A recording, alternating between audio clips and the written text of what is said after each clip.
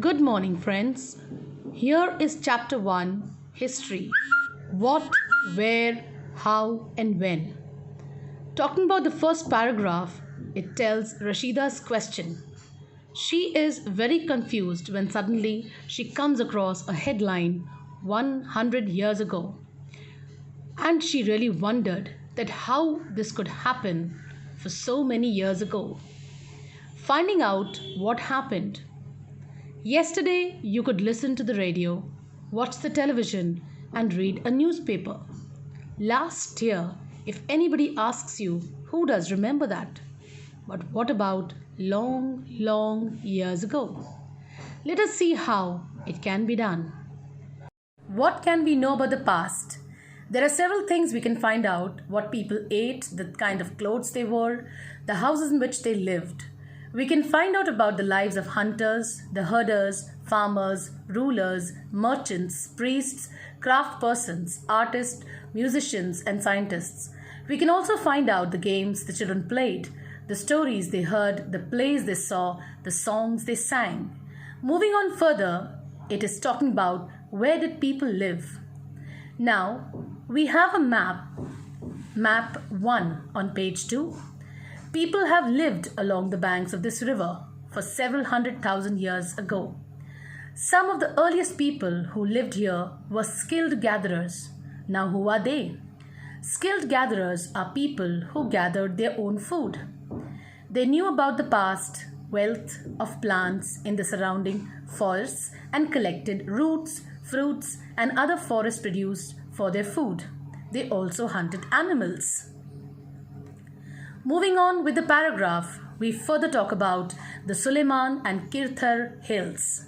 Some of the areas where women and men first began to grow crops such as wheat and barley about 8,000 years ago. They are located in Suleiman and Kirthar hills. People also began rearing animals like sheep, goat, cattle, and lived in villages. We can see the map 1, which is talking about the areas, the Suleiman, the Kirthars, and even where the people first came and settled. Moving on with the next part, we are talking about where agricultural developed and what took place there.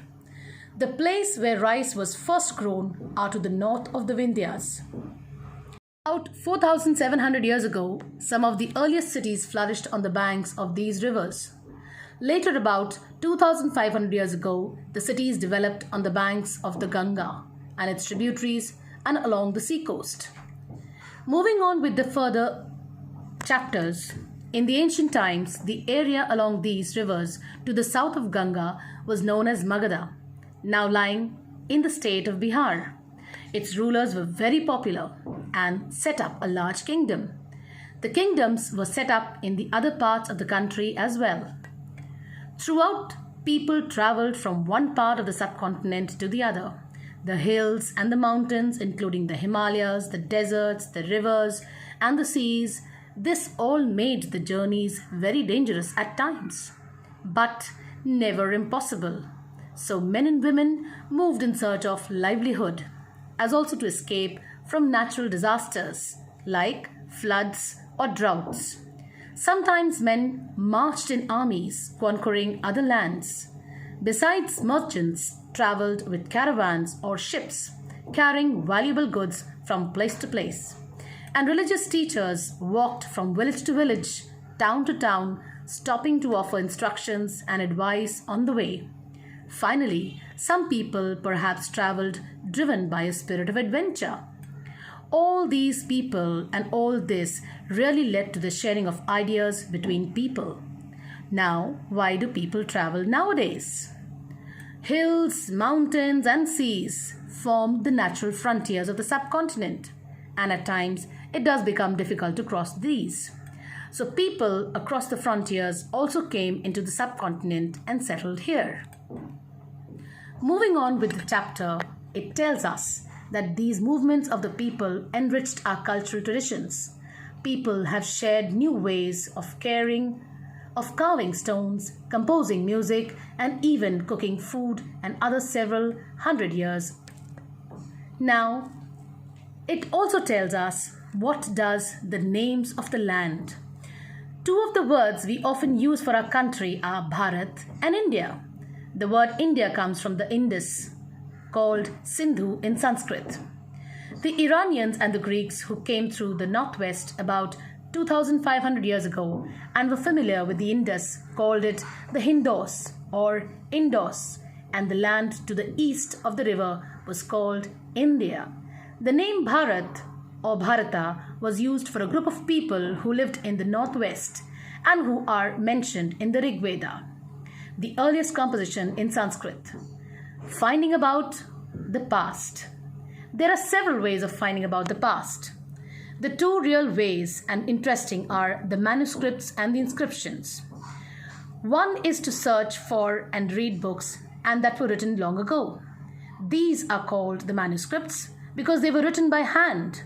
This comes from the Latin word manu, meaning hand, and these were usually written on palm leaf, specially prepared from the bark of a tree known as birch, which grows in the Himalayas. Over the years, manuscripts were eaten by insects, some were destroyed. Now we can see a very well view of this in front of us.